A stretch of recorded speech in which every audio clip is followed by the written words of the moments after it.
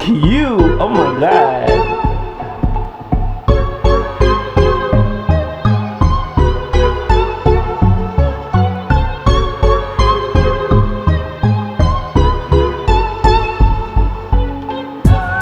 I wanted to do a little unboxing because I don't know what this is. I think this might be my Aunt Susie. Aww. My Aunt Susie sent me a gift, and it's from Shutterfly.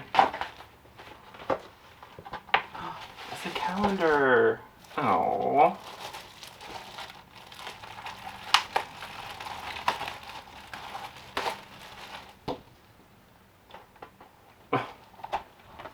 Cute. Aww.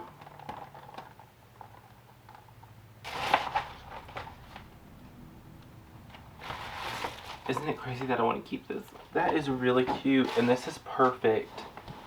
It's a calendar, and she used pictures from my felt flowers. So, like, just open up to a random one. Isn't that sweet? It's crazy because some of this, oh, December is a picture of me and Claiborne. That was really sweet. December. I'm gonna go backwards just so you can see all the pictures.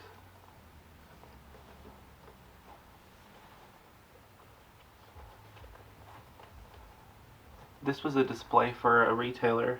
I took some pictures when I did their first drop-off. That was a really pretty display. They had all of these really simple, nice little white ceramic vases. Yeah, this one was from a Christmas show. That's probably the best Christmas display I've done yet. Because I did these like craft boxes up at the top, and I used the flowers as bows, and it just had like red ribbon. It was really pretty. And I had the holly garland. I think that was the year I was selling them in like a reusable tin. What's crazy is she kind of unintentionally got pictures throughout. I mean, she might have done it intentionally, but like this picture was when we lived, and I know because of the background, but this picture is when we lived with Claiborne's parents. And then this picture was also when we lived there, because that's their floor. This picture was when we were in our apartment. That rug, oh, I hated that rug. We would like trip over it because it was so thin. This was when we were in the apartment, and I had just a tiny little room that I was working out of. And like, I've got the flowers in the basket sitting on crates, and you can see a little corner of a miniature project that I had started. This one was also in the apartment.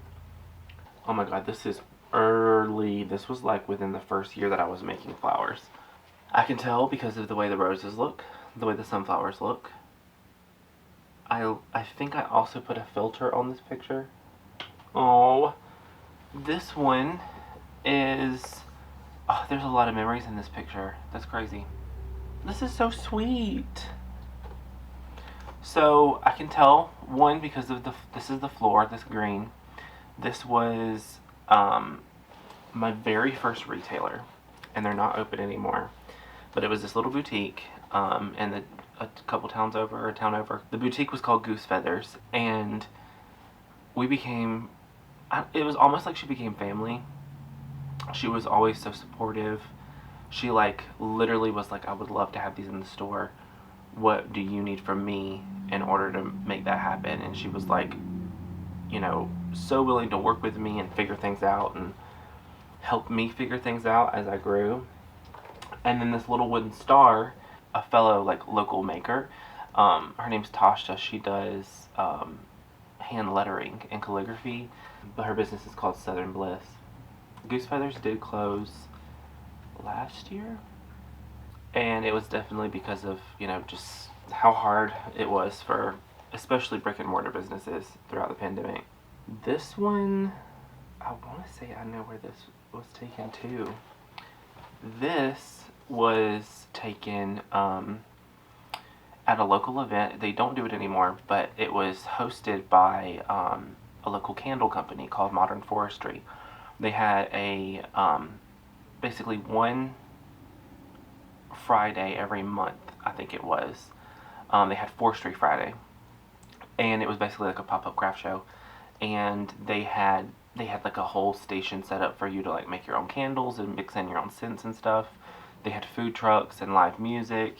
It was so fun, and I would always like experiment with my display because it was just a small little thing. And usually we had about maybe 6 to 8 foot wiggle room to work with for like a display. I missed that show. Actually, I think they're doing a Christmas show. I need to reach out to them and see, because I think I remember getting an email. That could be really fun, like for old time's sake. This was another one from when we lived with Claiborne's parents. That's their front door. Oh, and that's me and Claiborne. That's so sweet. That was so nice and an unexpected little like trip down memory lane. Speaking of, the front picture, I still have this sign somewhere. I don't know where I put it. But this was at Goose Feathers, and this was like very early on when we had this little display.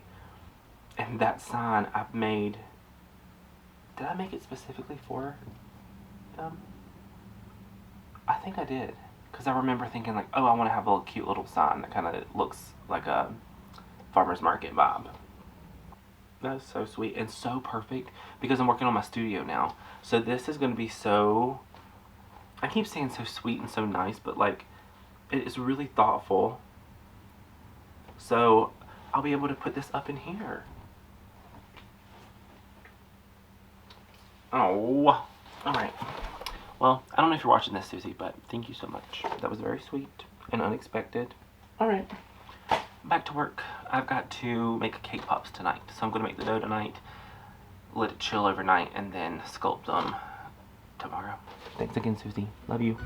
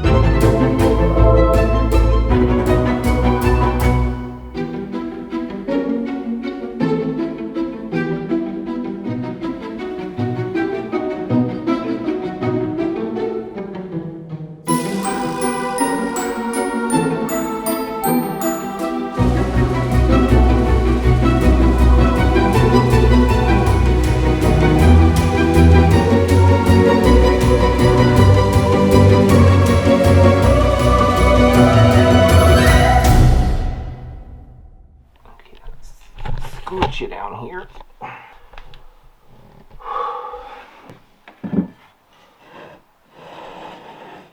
Gotta get my candle thingy in view.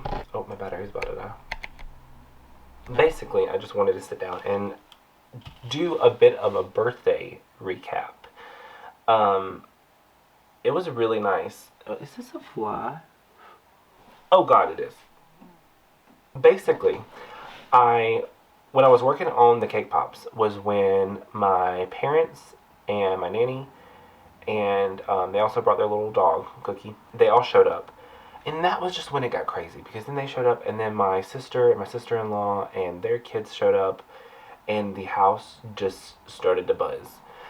And so I decided I want to just finish up what I can and not record the rest of it.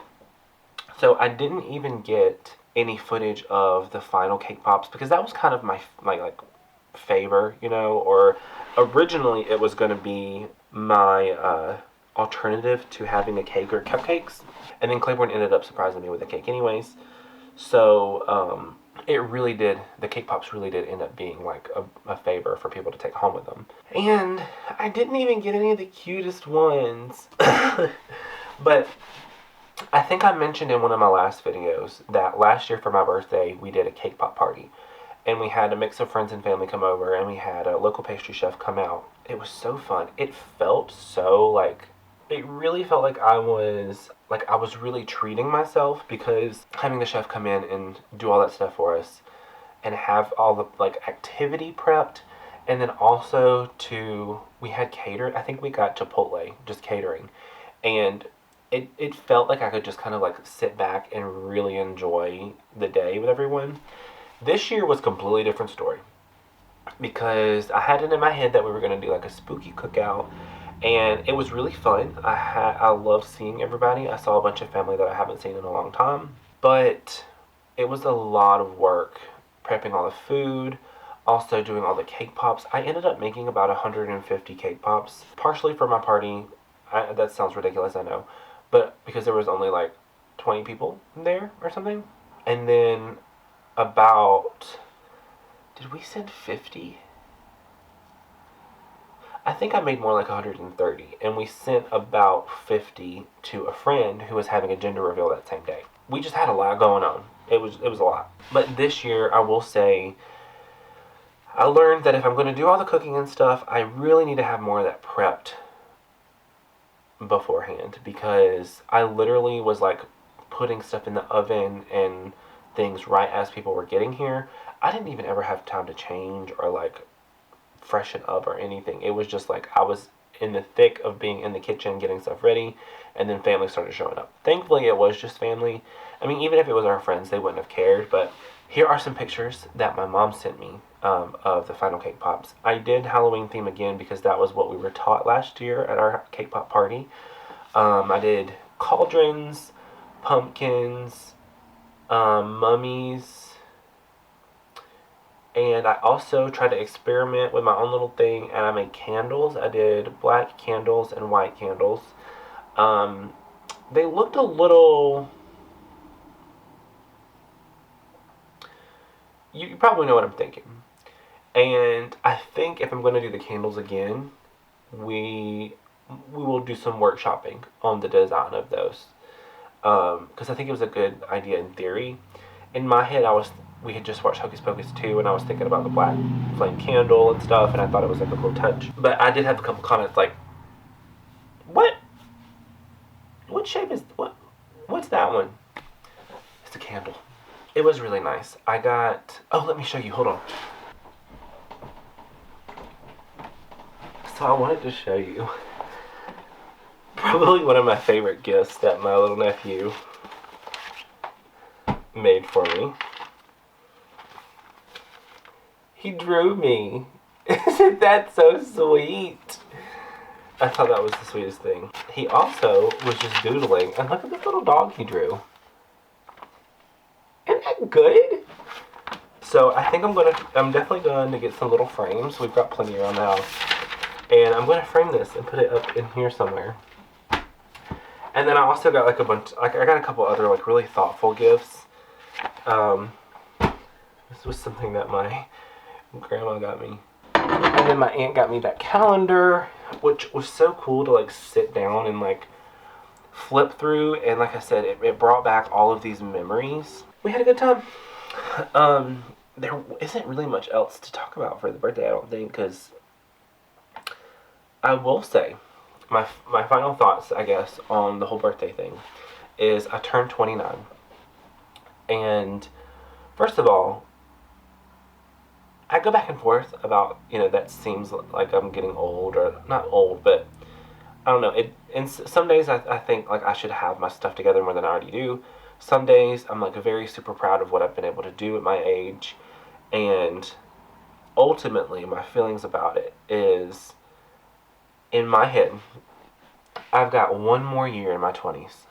And I really want to make it, like, I want to set the tone for my 30s. I want to, and like I can sit here and like talk about my like specific goals and stuff, but ultimately it just all kind of shapes up to be, I want to have my stuff together so that I can have fun. Because looking back, the times that I've had fun and that I've like felt challenged with my handmade business and with stuff like this around the house, it's just felt better. Like when I have that kind of sense of fun with it. And I'm realizing that I'm only able to have that sense of fun when I'm not super stressed out about stuff. And I know now, for the most part, what I need to do to avoid those stresses that have kind of come back up and up, So, I don't know. I'm looking forward to I'm looking forward to this next year. A lot of people like set their resolutions and stuff at New Year's. I've always felt like this time of year, like October, is my reset. And I think it is because of my birthday. It's also because the season's changing, and I feel like fall brings about the biggest change of the year, in my opinion. So I feel like this is a much more natural time to like reflect and like set those goals for the future, because I have a lot of plans for this coming year. I've got a couple little series that I want to try to do here on YouTube. I've got lots of projects that I'm determined to finish.